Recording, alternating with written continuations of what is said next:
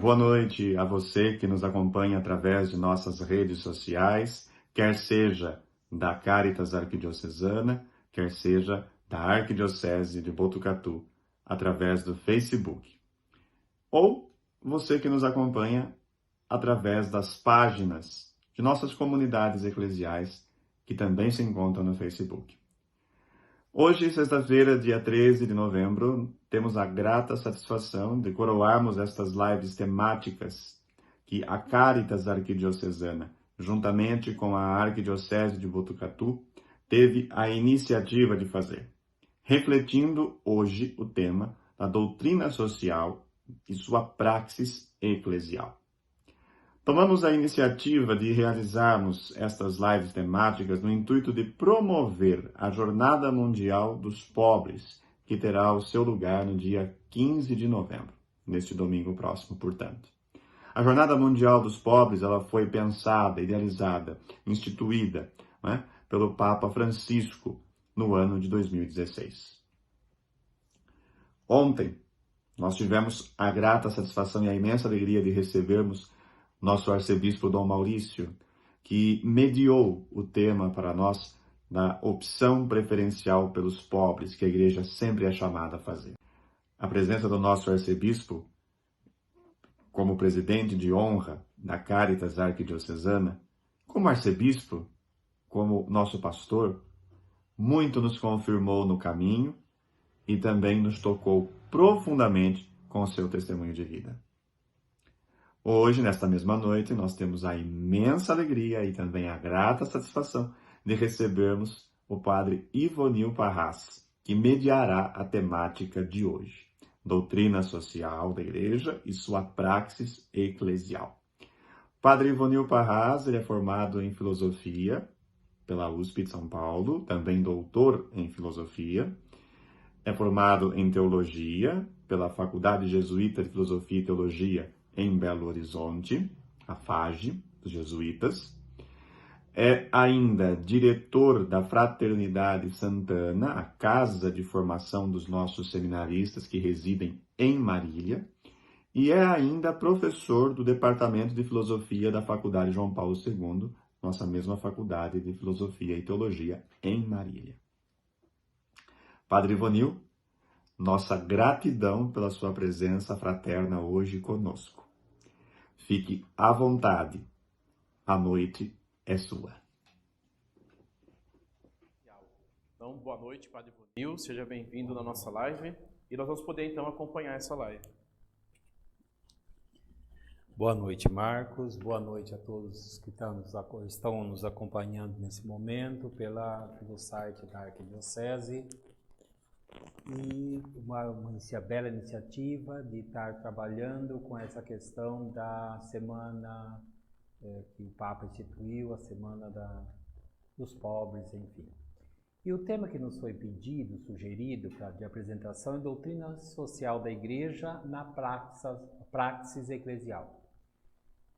Para que nós possamos entender o que é a doutrina social da Igreja e o que é a prática social, a prática da Igreja enquanto povo de Deus, seguindo as orientações da doutrina da Igreja, nós precisamos, em primeiro lugar, entender o que é fé cristã, porque a nossa prática eclesial, ou a nossa prática social, decorre ou é fundada, tem a sua gênese na nossa fé cristã. Para isso, nós primeiro temos que entender a nossa fé, ter uma autocompreensão da fé cristã. E essa autocompreensão da fé cristã tem como pressuposto, ou ela é sustentada na sua histórica, é uma fé histórica, ela faz história, portanto, e ela é profética, ou seja, na história cristã, dessa prática cristã, que faz história, ela é profética. Nós podemos entender também essa fé cristã como consistência, sua consistência se verifica através da prática de todos aqueles que possuem a fé, ou seja, daqueles que são seguidores e seguidoras de nosso Senhor Jesus Cristo. Isso posto, a pergunta que nós devemos fazer para ter essa autocompreensão da fé é o que se entende por prática social cristã.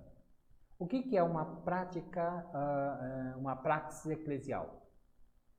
E como essa praxis eclesial ou prática social se realizou nos caminhos da história do cristianismo, na busca de concretizar a aspiração de ser uma praxis transformadora. E por fim, o que nos leva a essa autocompreensão da fé é como se articulam a fé cristã e a praxis social ou a praxis eclesial. Para que nós possamos, o texto fundamental que vai ser fundamento para essa nossa reflexão é a carta de Santiago, a segunda carta de Santiago, capítulo 2, 14 a 18. Então, carta de Tiago, capítulo 2, 14 a 18. Nessa carta, o apóstolo Tiago vai, endereçando evidentemente as primeiras comunidades, vai questionar uma fé sem obras. Ele diz: a fé, se não tiver obras, é morta em si mesma. Portanto, a fé cristã, a fé que nós herdamos dos apóstolos, necessariamente é traduzida em obra. Sem a obra, não há fé, ou seja, a identificação da nossa fé se dá pelas nossas obras. Portanto, vamos começar tratando desse assunto, nessa autocompreensão da fé. Portanto, o primeiro ponto que nós vamos desenvolver é essa autocompreensão da fé. Em primeiro lugar, para que nós possamos entender essa fé, nós vamos ir até as raízes da fé cristã. E as raízes da fé cristã nos apontam um caminho. Esse caminho, a fé cristã exige essa caminhada, é desenvolvida num caminho, é um avançar, é um processo. E é uma fé voltada para uma praxis de vida. Veja lá em Marcos capítulo 10, 52. Marcos 10, 52 é a cura do cego Bartimeu. E diz lá que ao ser curado, Bartimeu, no mesmo instante, recuperou a vista. Quando encontra com Jesus, recupera a vista e foi seguindo Jesus pelo caminho. Portanto, seguir Jesus implica num caminho. E esse é o primeiro ponto. Então, fé exige caminhada. E nessa caminhada que nós vamos desenvolvendo a nossa prática. Mas o segundo ponto é a fé como testemunho. Então, o primeiro ponto da nossa autocompreensão da fé é a fé como caminho. O segundo ponto, a fé como testemunho. Veja lá Atos capítulo 2, versículo 42. O que diz lá? Eles eram perseverantes em ouvir o ensinamento dos apóstolos, na comunhão fraterna, na fração do pão e nas orações. No Atos capítulo 2, 45. Repartiram os bens entre todos, conforme a necessidade de cada um. Depois, Atos 1, 8. O Espírito Santo que virá sobre vós, mas recebereis o poder do Espírito Santo que virá sobre vós para serdes minhas testemunhas em Jerusalém, por toda a Judéia e Samaria e até os confins da terra. Depois, lá na segunda carta de Pedro, capítulo 1, versículo 16. Pois não foi seguindo fábulas habilmente inventadas que vos demos a conhecer o poder e a vinda de nosso Senhor Jesus Cristo, mas sim por termos sido testemunhas oculares de sua grandeza. Portanto, a fé como testemunho. E como nós testemunhamos a nossa fé? Através da prática social, através da praxis eclesial. Um outro ponto. Então, primeiro, a fé como caminho. Segundo, a fé como testemunho. E a fé como modo de vida. A praxis cristã vai revelar a autenticidade da nossa fé. Veja, a prática cristã, ou a praxis eclesial, não justifica a nossa fé, ao contrário, ela identifica a identidade da nossa fé. Portanto, a carteira de identidade da nossa fé são nossas obras, é a nossa prática. Veja lá o que diz Lucas 4,40. Todos os que tinham doentes com diversas enfermidades os levavam a Jesus, e ele impunha as mãos sobre cada um deles e os curava. Depois, Marcos 6,34. Ao sair do barco, Jesus viu uma grande multidão e encheu-se de compaixão por elas, porque eram como ovelhas que não têm pastor. E começou então a ensinar-lhes muitas coisas. Depois, João, capítulo 13, versículo 35. Jesus falando para os seus discípulos sobre o mandamento novo. Eis que vos dou um novo mandamento.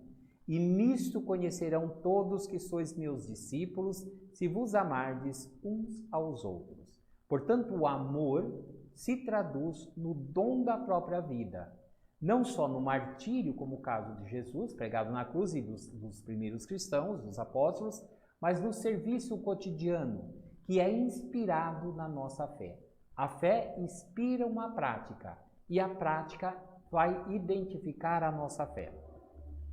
Depois, por fim, nós temos Filipenses 2:5.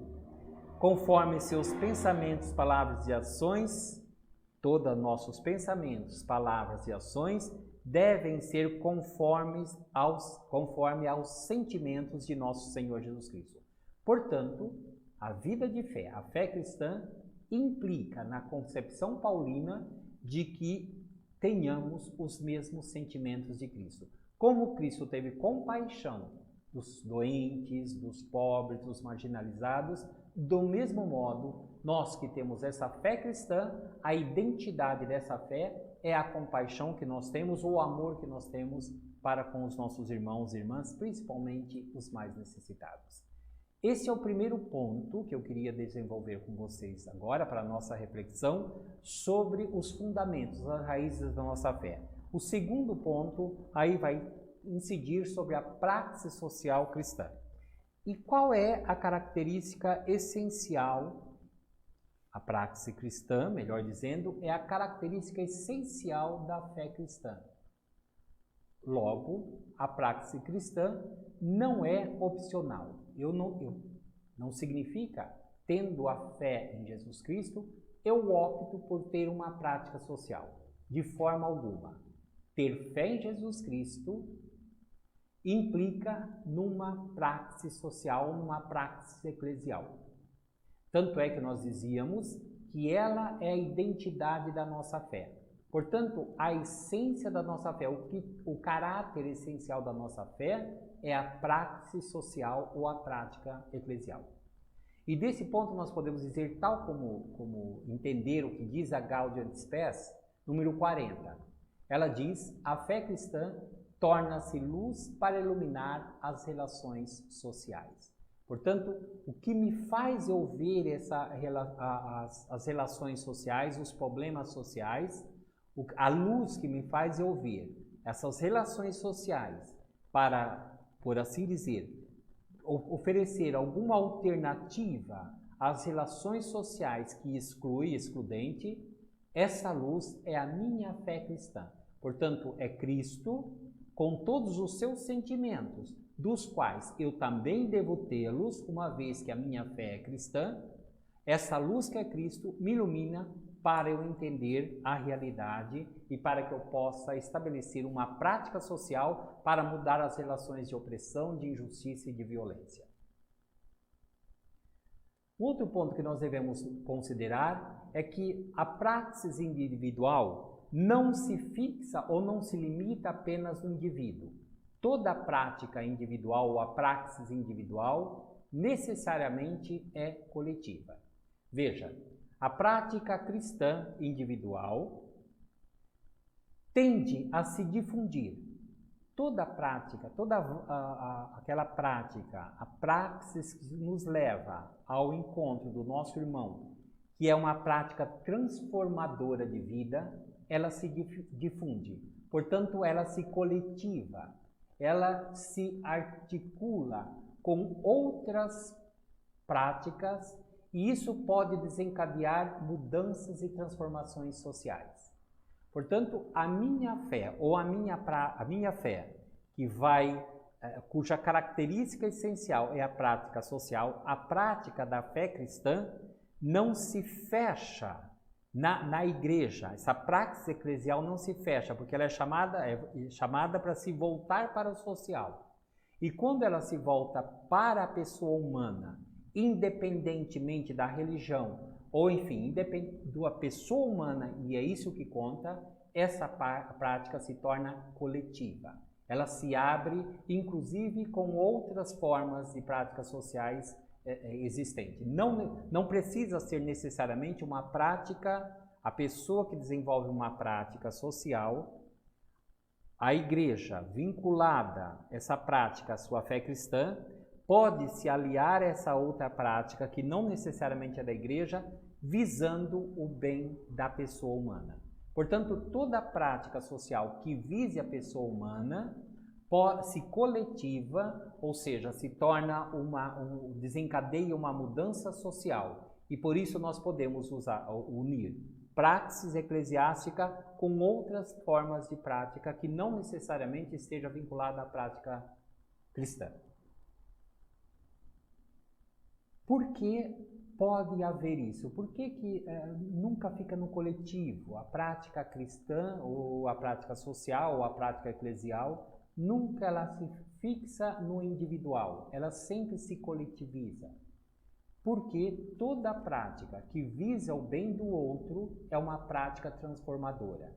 E toda prática cuja característica essencial revela, por assim dizer, a nossa fé, a identidade da nossa fé, essa prática necessariamente é transformadora. Ou em outras palavras, a fé cristã exige uma prática. É a identidade da nossa fé, a nossa prática.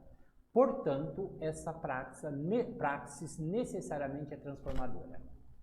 Logo, a praxis cristã é uma ação refletida e que faz refletir. Eu vejo, pega o método ver, julgar e agir. Eu vejo a realidade, eu julgo, eu reflito sobre essa realidade e essa realidade me leva a agir.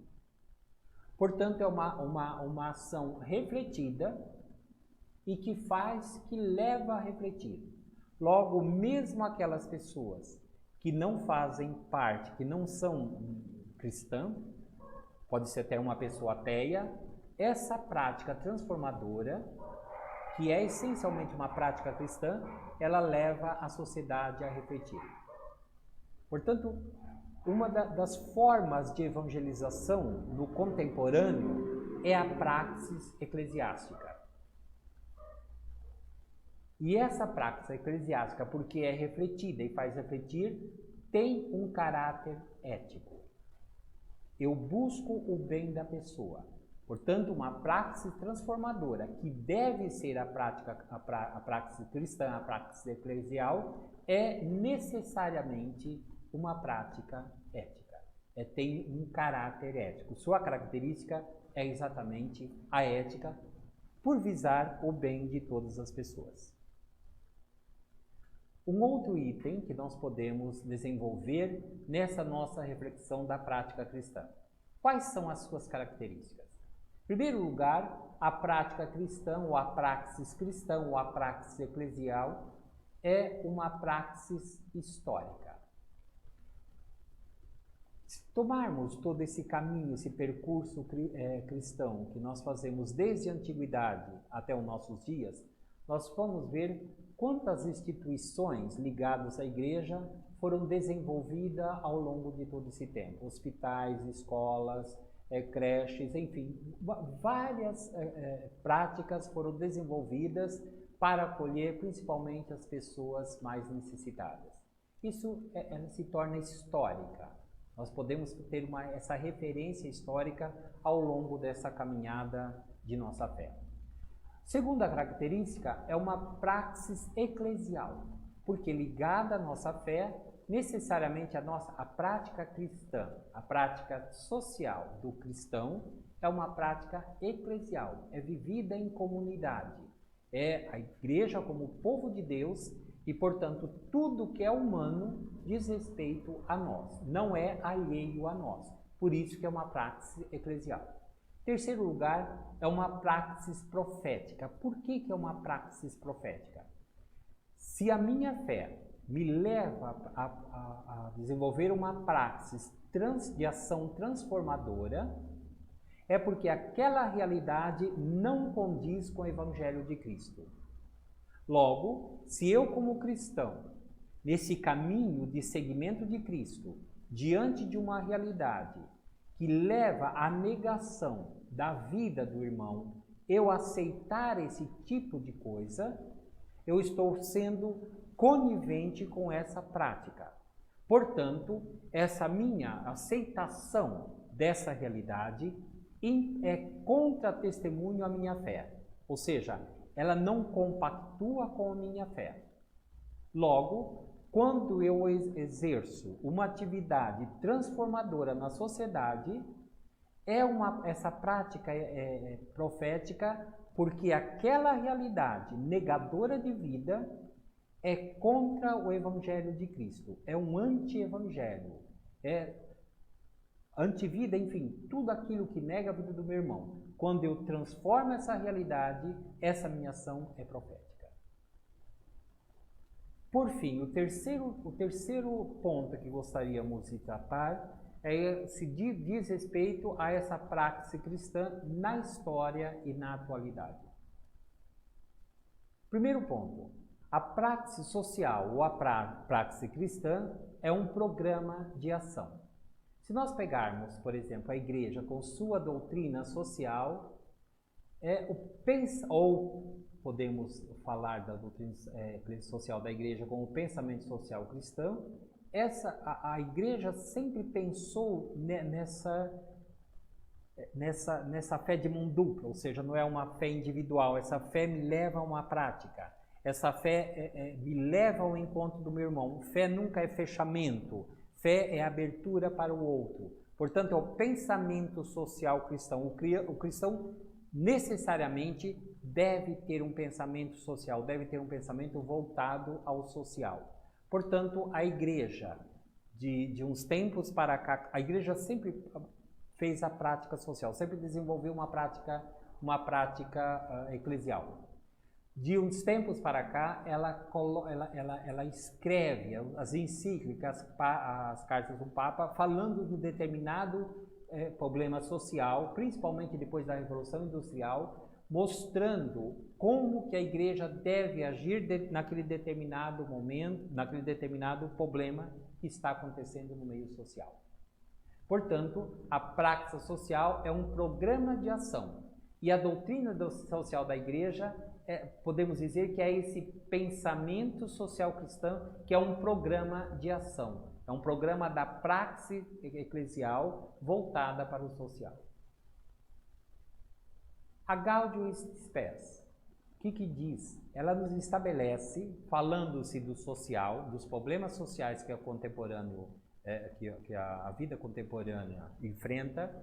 A Gaudium et Spes vai nos apresentar 6 princípios. Quais são os princípios dessa prática social que devemos desenvolver, nós que somos os seguidores e seguidoras de nosso Senhor Jesus Cristo? Primeiro princípio, a dignidade da pessoa humana. Portanto, toda pessoa humana tem sua dignidade. E qual é o texto bíblico fundamental do Novo Testamento que nos fala dessa dignidade humana? Capítulo 31 do Evangelho, capítulo 25 do Evangelho, tem 28 capítulos só o Evangelho de São Mateus. Capítulo 25, aí sim, versículo 31 a 46. Estive com fome, me deste de comer, estive nu e me vestiste, assim por diante.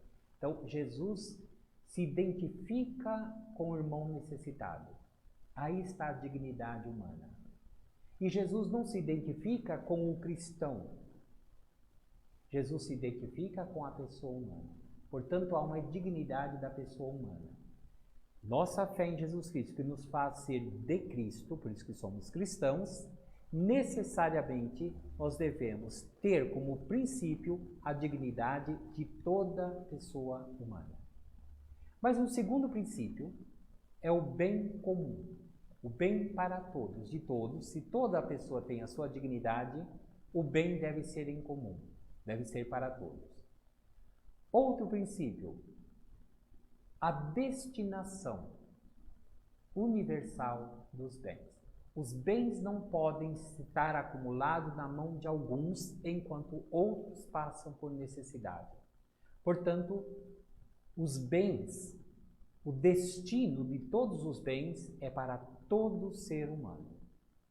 O princípio da subsidiariedade, o princípio da participação e solidariedade de todos. Todos têm direito a participar de todos os bens e todos as pessoas devem se solidarizar-se com os outros, com os demais.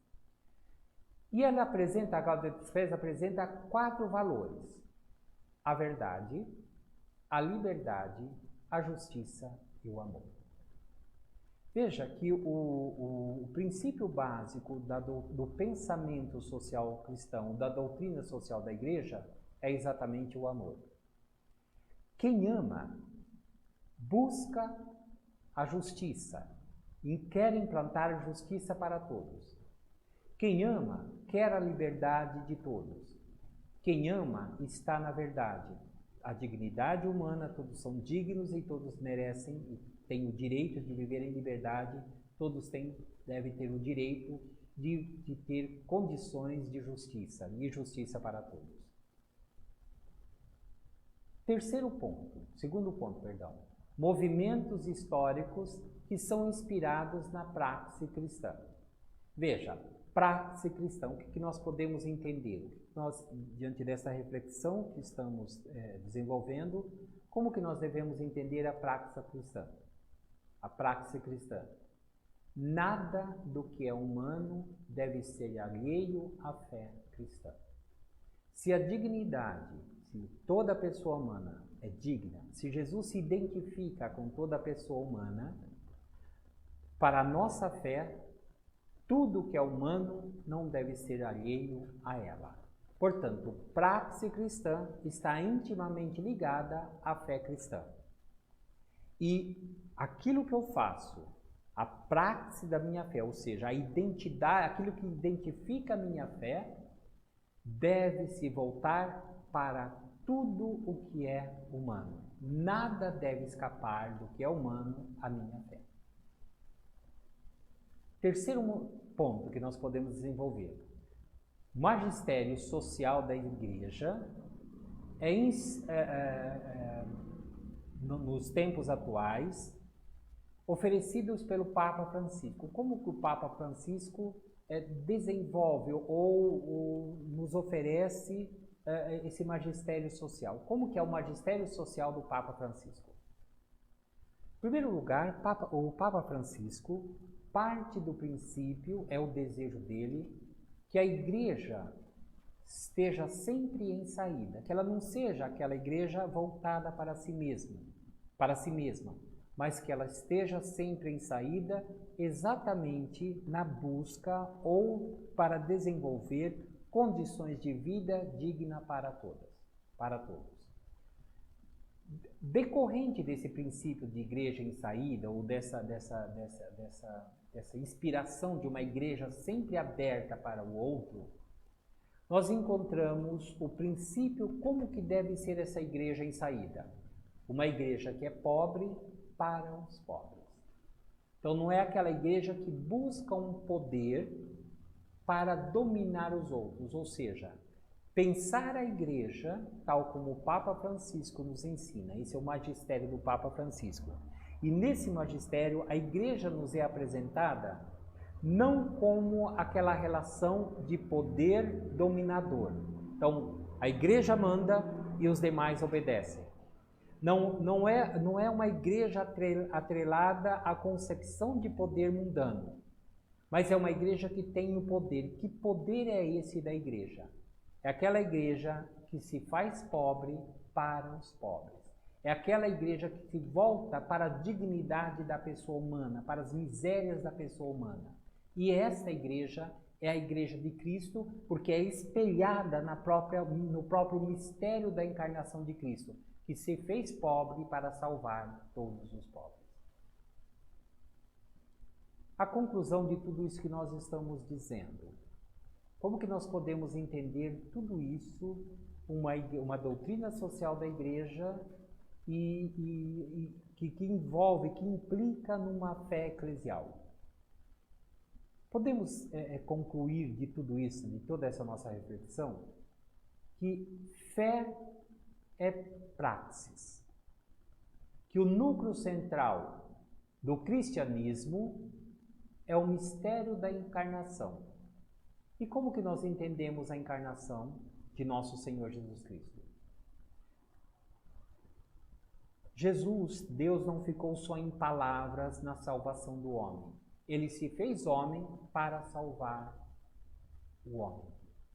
Portanto, o mistério da encarnação, quando nós acreditamos na encarnação, num Deus que se fez homem para salvar a todos nós, esse é a base da nossa fé.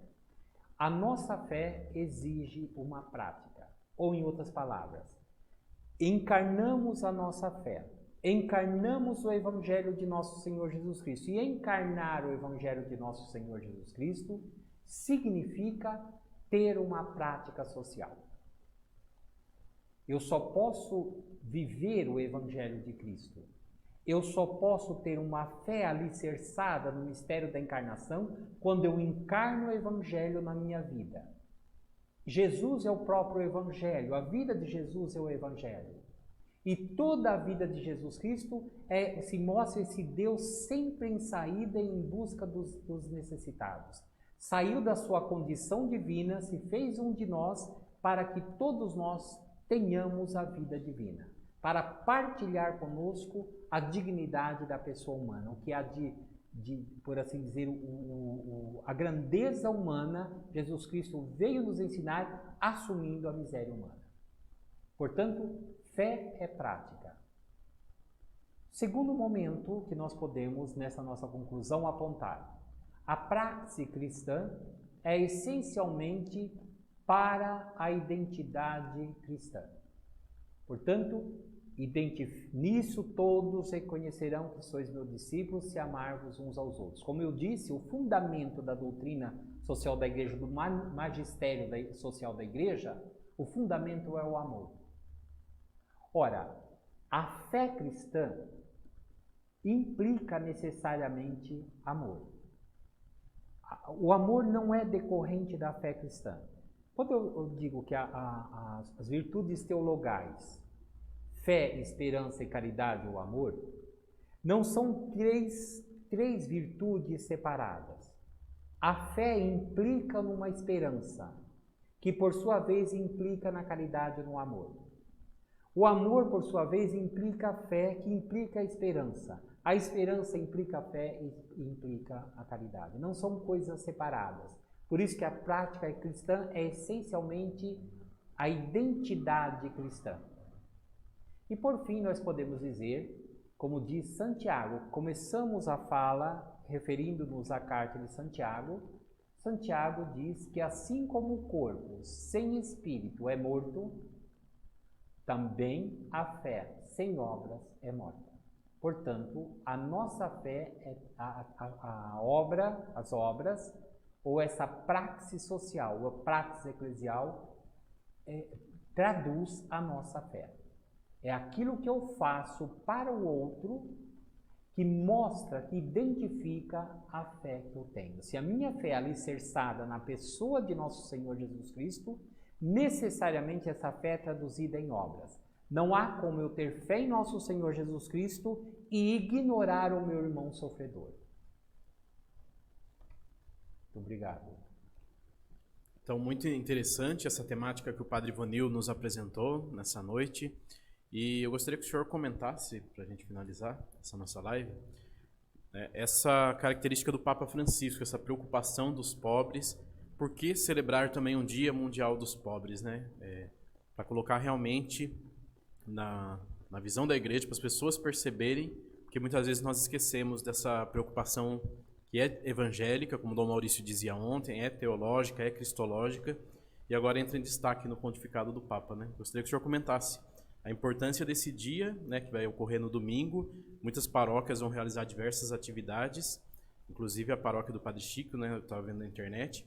vai ter até uma distribuição de alimentos para as pessoas. Então, a importância dessas práticas, né?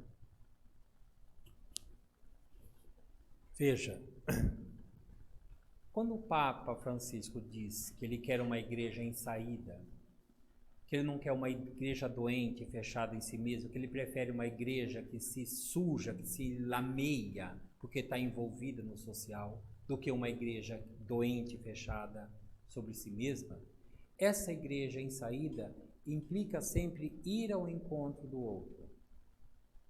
Ora, a fé presente nessa igreja é uma fé cristológica, centrada em Cristo, porque Cristo é esse Deus em saída.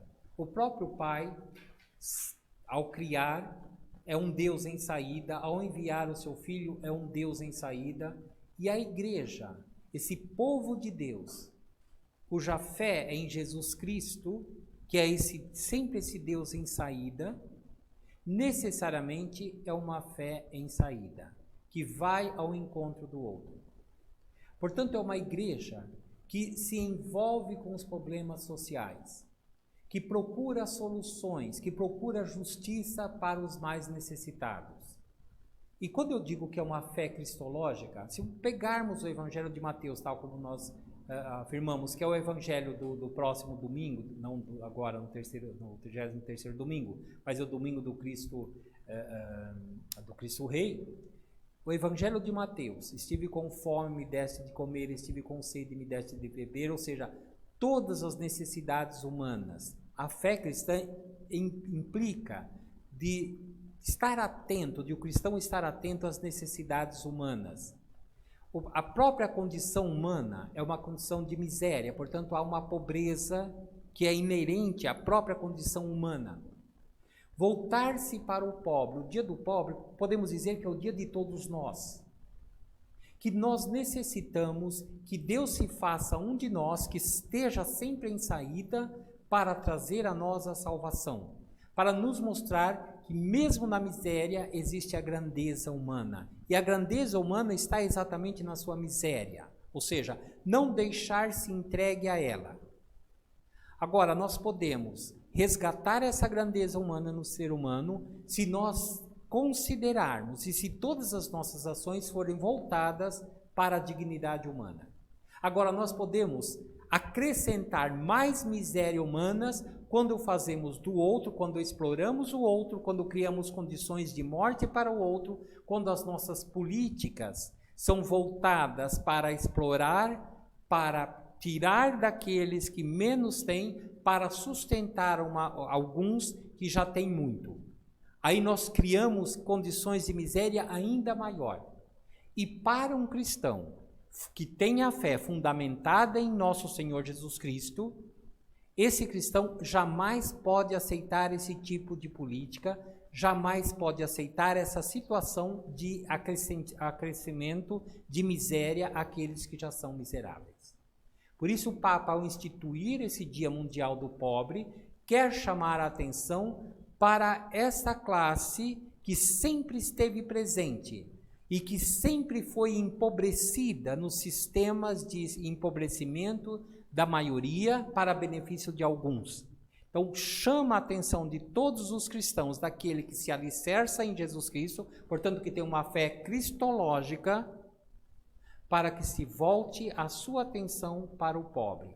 Talvez um Dia Mundial do Pobre, para que nós tenhamos consciência durante todo o ano de que a fé cristã, a sua identidade, é uma prática social que é transformadora. Então, nós agradecemos a todos que estão nos acompanhando nessa live. Gostaria que o senhor deixasse mais uma palavra final, realmente, agora, né? Antes da gente assistir o vídeo do Padre João Paulo também. Domingo acontecem as eleições municipais, né, em toda a nossa arquidiocese. E é importante que a gente se lembre do pobre durante as eleições, né, na hora de escolher os nossos candidatos. Eu gostaria que o senhor deixasse uma última mensagem. Muito bem, Marcos.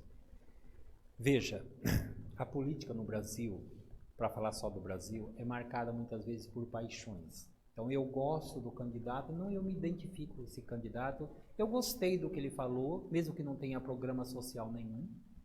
eu vou votar nele, porque eu me simpatizo com ele e não me simpatizo por o outro. E muitas vezes nessa paixão, nós não usamos da razão. E usar da razão é analisar o projeto político que tem, o projeto de transformação que tem esse candidato ou aquela candidata, enfim. Quando nós analisamos o projeto político do candidato, que é um projeto transformador, e quando nós analisamos o histórico do candidato, nós temos mais possibilidades de acertar em votar nesse candidato. E quando nós usamos de razão e não nos deixamos levar pela paixão, a paixão muitas vezes, como eu disse, um primeiro ponto é votar porque eu gostei dele e eu não sei por que eu gostei, mas simplesmente eu gostei, me é simpático. Quando eu me deixo levar por essas paixões, eu não levo em consideração o outro.